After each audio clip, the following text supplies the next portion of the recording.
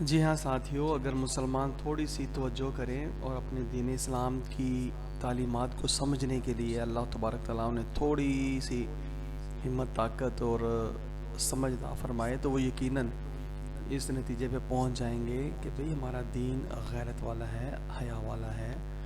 یہ ہو نہیں سکتا کہ جنت میں کوئی ناپاک یا پلید بندہ پہنچے، یہ ہو نہیں سکتا، ہے نا؟ تو جو بھی بندہ جنت میں جائے گا وہ اپنے گناہوں کو بالکل پاک ہو کر کے، صاف ستھرا ہو کر کے پھر جنت میں جائے گا، ہے نا؟ یہ دل مانتا ہے نا؟ تو اسی طرح اس واقعے کو بھی ذرا توجہ سے سماعت کریں اور اپنے نظریات کو درست کریں۔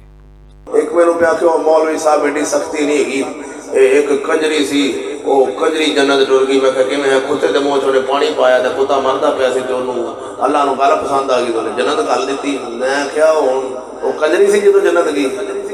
آدھا تے کنجری سی۔ میں کیا کنجری سی جدو انہیں کتے دے منہ چ پانی پایا انہوں توبہ دی توفیق ہوئی، وہ ولیہ بن گئی۔ جدو جنت گئی ادو ولیہ سی، ادو کنجری نہیں سی۔ جدو مریے دنیا تو گئی ہے ولیہ بن کے گئی، سچی توبہ کر گئی۔ ایک میں ہو سکتا ہے کہ پھر تے سارے موت دے کھو والے سارے لنگ جنے میں جنت، پھر تے رولا ہی ختم ہو گیا، پھر تے اچھے تے برے دی تمیز ختم ہو گئی۔ اللہ نے جو قانون قرآن چ بنائے تے پھر تے سارے ختم ہو گیا اگر ایویں سارے لنگ جانے تے۔ نہیں سونے اتنے صحیح صاحب ہونے نے، ایویں مدد تینوں مولوی تڑائی پھرے بھی